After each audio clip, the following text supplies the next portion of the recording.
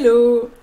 Dans cette petite vidéo, je voulais revenir sur l'importance d'ajouter ces références au moment où on est en train de rédiger son mémoire ou sa thèse et pas après en se disant je ferai ça plus tard.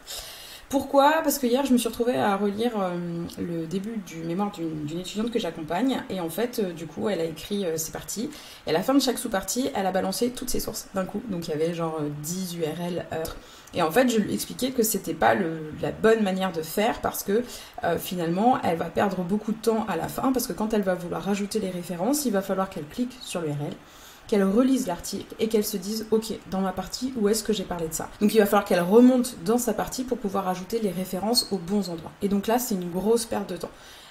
C'est super important de dès le départ être organisé et productif en mode je trouve cette info, j'écris ma phrase, hop, je liste l'information. Et donc pour ça, vous pouvez soit mettre l'URL dans un commentaire ou dans une note de bas de page, comme ça vous l'avez à côté de la phrase où vous en parlez.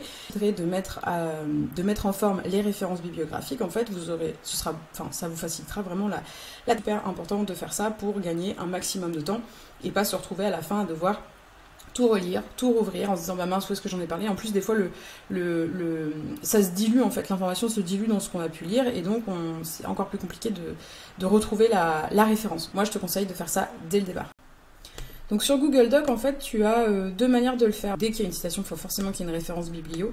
Donc tu te mets à la fin de ta citation, tu ajoutes un commentaire et là du coup tu fais un CTRL V, commande V et commande C, commande V, voilà.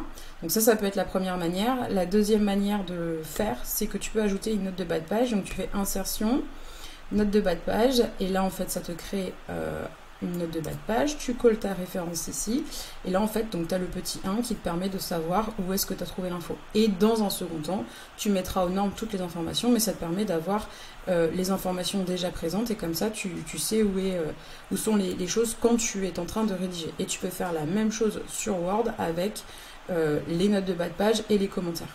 Sur Word, même phrase, donc même chose, soit tu crées un appel de notes, donc là tu vas dans référence, et tu fais insérer une note de bas de page, et donc là tu fais CTRL-V, ou sinon pareil, même système, commentaire, donc tu sélectionnes le dernier mot, en sachant que ta référence, en fait, si par exemple tu prends la norme APA, donc tu écriras auteur, virgule, année, et donc tu peux directement mettre ton commentaire ici, du coup tu vas dans c'est révision je crois, voilà, et nouveau commentaire, donc là ça te crée le commentaire, et là tu fais CTRL-V.